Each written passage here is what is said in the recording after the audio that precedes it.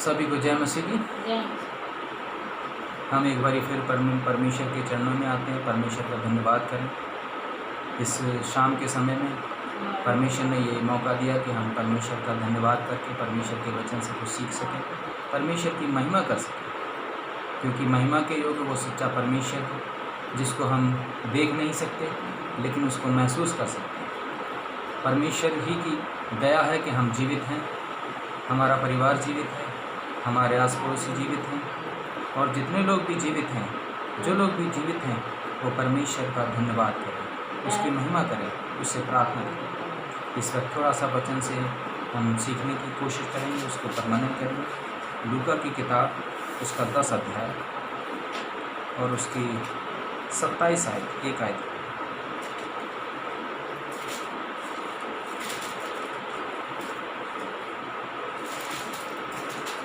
उसने उत्तर दिया, तू अपने प्रभु परमेश्वर से अपने सारे मन और अपने सारे प्राण और अपनी सारी शक्ति और अपनी सारी बुद्धि के साथ प्रेम रख, और अपने पड़ोसी से अपने समान प्रेम रख। हालेलुया।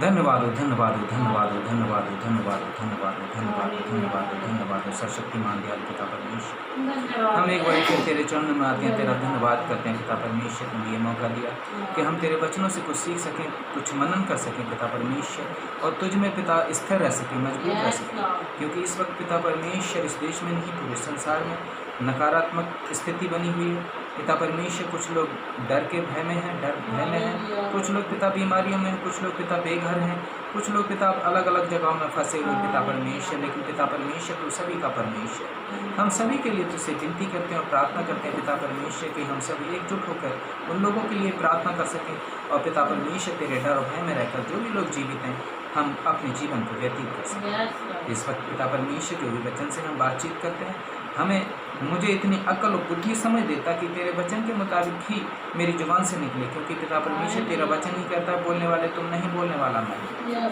किसी को दिल पर ठेस पहुंचाने वाली मेरी जुबान से कोई भी बात ना निकलने पाए, बल्कि अपने स्वभाव को बदलने में पिता हमें कामयाबी मिलने पाए, क्योंकि पिता परमेश्वर तेरा वचन हमारा स्वभाव बदलता है, और स्वभाव बदल कर हम दूसरों को बदलने में कामयाबी प्राप्त कर सकते हैं, क्योंकि पिता परमेश्वर तू ही सच्चा परमेश्वर, तू ही स्वभाव बदलता है अपने आप को और अपने इस परिवार को।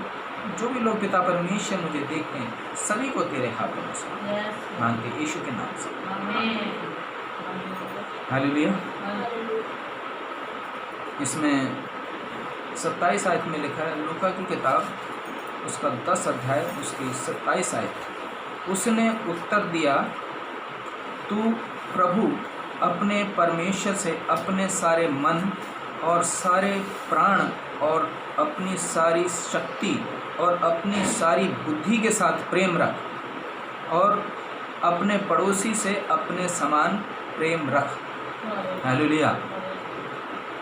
ये हमारा ख़ास वचन है परमेश्वर का। और इस समय जब परमेश्वर के जो चेले थे उनके दिमाग में भी बहुत से सवाल आते थे, और वो सवाल का यीशु मसीह जवाब देते थे। इस वक्त भी कुछ थोड़ा सा हम इससे मनन करेंगे, सीखेंगे, और ये जानेंगे कि हम परमेश्वर की आज्ञाएं हमारी जो और तो हैं, लेकिन जो मुख्य आज्ञाएं हैं वो कैसे हैं, और किस तरह हम अपने पड़ोसी को भी जान सकते हैं कि हमारा पड़ोसी कौन है। हम अलग अलग तरीके से हम अपने दिलों में मतभेद होते हैं, लेकिन हम वचन के मुताबिक हम थोड़ा सा इसको सीखने की कोशिश करेंगे। 25 आयत से पढ़ना भी। और देखो, एक व्यवस्थापक उठा और यह कहकर उसकी परीक्षा करने लगा। और देखो, एक व्यवस्थापक उठा और यह कहकर उसकी परीक्षा करने लगा। यीशु मसीह भी परीक्षा में कई बार पड़ जाते थे। हे गुरु, हाँ, हे गुरु, अनंत जीवन का वारिस अनंत जीवन का वारिस होने के लिए मैं क्या करूं? होने के लिए मैं क्या करूं? उसने उससे कहा, व्यवस्था में क्या लिखा है? व्यवस्था में क्या लिखा है? तू कैसे पढ़ता है? तू कैसे पढ़ता है? उसने उत्तर दिया, तू अपने परमेश्वर से अपने सारे मन और अपने सारे प्राण और अपनी सारी शक्ति और अपनी सारी बुद्धि के साथ प्रेम रख और अपनी सारी बुद्धि के साथ प्रेम रख और अपने पड़ोसी से अपने समान प्रेम और अपने पड़ोसी से भी अपने समान प्रेम रख। कहने मतलब इस इन दो आयतों में, दो चीज़ों में, दो हुक्म में परमेश्वर ने ये बताया कि हमें संसार से हमें कोई भी अपेक्षाएं जो नाजायज़ हैं वो नहीं रखनी चाहिए, जो हम रखते हैं। इसलिए इन वचनों से थोड़ा सा हम मनन करेंगे, सीखेंगे कि हम परमेश्वर से किस तरह पूरे मन से, तन मन से, धन से प्रेम रख सकते हैं। और जब हम तन मन धन से प्रेम रखते हैं परमेश्वर, तो परमेश्वर हमें कभी भी नहीं छोड़ता है। हालेलुया। हाँ, 28 आयत पढ़ो।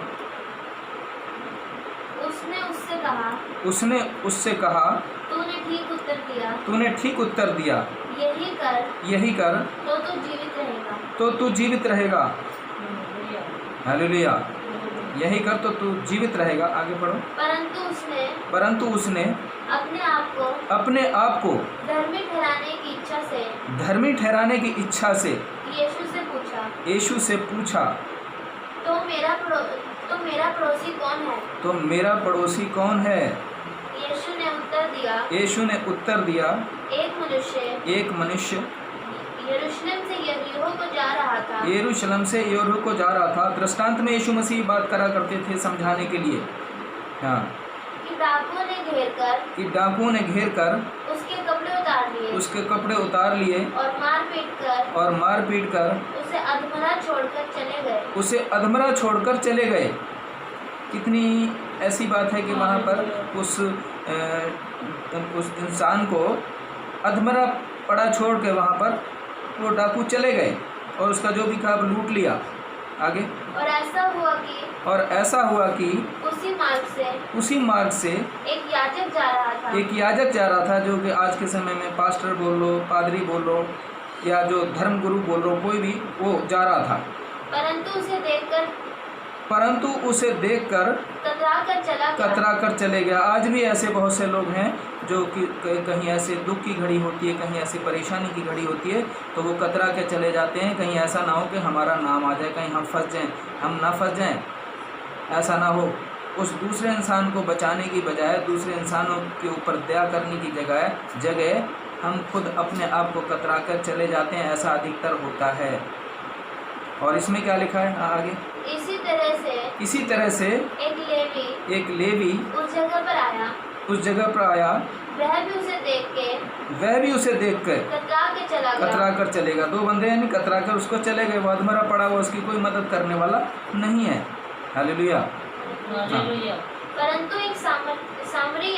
परंतु एक सामरी यात्री वहाँ आ निकला और उसे देखकर तरस खाया। सामरी उस समय बहुत नीची जाति के लोगों को बोला जाता था, लेकिन उस समय कितना बड़ा उसने ऊंचा काम किया, कितना अच्छा काम किया, कितना ऊंचा काम किया। वो नीची जात का इंसान था, लेकिन उसने कितना अच्छा काम किया कि उसने, आगे पढ़ो, उसने उसके पास आकर उसके घाव पर तेल और दाखरस डालकर पट्टियां बांधी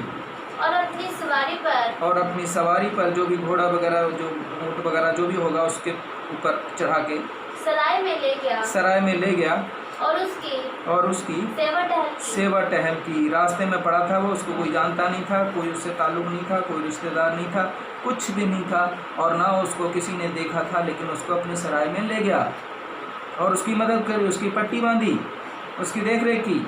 हाँ, आगे। और दूसरे दिन उसने 2 दिनार निकालकर 2 दिनार उस वहाँ के जो रुपए की जो वैल्यू थी दिनार के मुताबिक थी, दिनार बोला करते थे। हाँ, सराय के मालिक को दिए और कहा इसकी सेवा टहल करना और जो कुछ तेरा लगेगा वह मैं लौटने के बाद तुझे दे दूंगा। यानी इसके बाद जो 2 दिनार दिए, उसके बाद जो और कुछ ऊपर लगेगा वह लौटने के बाद उसको मैं दे दूंगा, लेकिन सेवा टहल में कमी ना रखना इसकी। अब तेरी समझ में जो डाकुओं में घिर गया, इन तीनों में से उसका उसका पड़ोसी कौन है। यहाँ उसकी परीक्षा, उसमें तीनों में से पड़ोसी कौन है। हम अधिकतर जो जनरली तौर से वही बोलते हैं, जो हमारे साथ में रहता है वही पड़ोसी है, हमारे घर के पास रहता है वही पड़ोसी है। लेकिन इसमें क्या बताया, आगे पढ़ो। उसने कहा वही जिसने उस पर दया की। वही जिसने उस पर दया की। यीशु ने उससे कहा जा तू भी ऐसा ही कर। जा तू भी ऐसा ही कर। हमें भी इस समय जब वक्त ऐसा है कि हमें एक दूसरे की मदद की ज़रूरत है, हमें बहुत मदद की ज़रूरत है। इस समय हर एक को मदद की ज़रूरत है। इस समय हमें अगर कोई मदद नहीं कर सकते हम तो प्रार्थना तो कर सकते हैं, जो फ्री में मिलती है। हम प्रार्थना करें, उन लोगों के लिए प्रार्थना करें जो दुखी हैं, जो परेशान हैं। बजाय उन वीडियो को बार बार देखने की बजाय हम उनके लिए प्रार्थना करें। और जितना समय हम घर पे मिलता है, हमें थोड़ा थोड़ा समय हम उन लोगों के लिए प्रार्थना करें। हम कुछ नहीं कर सकते हैं, लेकिन हम प्रार्थना तो ज़रूर ही कर सकते हैं। और जितना भी संभव हो वो मदद भी कर सकते हैं एक दूसरे के लिए। बहुत से लोग इस समय मदद के लिए आगे आए हुए हैं। परमेश्वर उनको बहुत बहुत आशीष दे। परमेश्वर इस वचन से आशीष दे हमें भी, हमारे परिवार को और आप सब।